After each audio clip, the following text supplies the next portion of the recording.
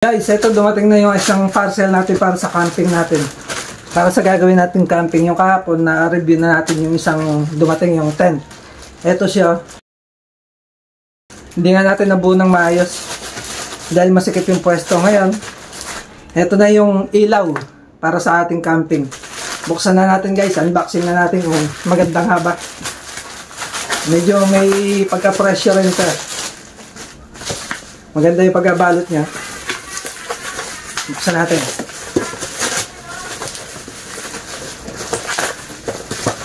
Rechargeable din to guys. Type C. Ayan o. Yung isasabit natin sa, pwede sa puno. Ayan. Ayan ang itsura niya guys.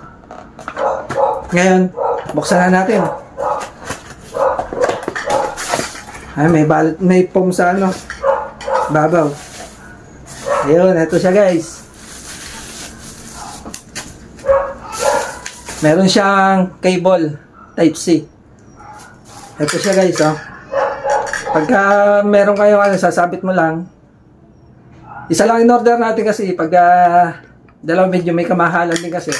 Buksan natin, alam ko may battery dito. Ito, may battery siya sa ilalim. Subukan na natin guys kung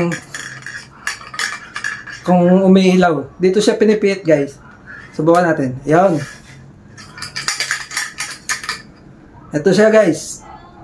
Yung pinakamahina, lakasan natin. Ayan. Pipihitin mo lang siya para lumakas. Patayin natin yung ilaw kung gaano kalakas. Ayan guys. Ayan, pinatay natin yung ilaw. Sundihan natin. Ayan. Pang camping natin to guys. Ngayon, buksan natin yung ilaw. Ayan. Ayan siya guys. Oh. Pwede talaga sa camping to, maganda. Isasabit mo lang. Halimbawa, ito, sinabit mo dito. Ayan. Sabit lang, patay natin ilaw. Ayan, oh. Maliwanag din siya, guys. Ayan. Rechargeable siya. Pag off mo yung ilaw, sasagad mo lang sa kaliwa. Ayan.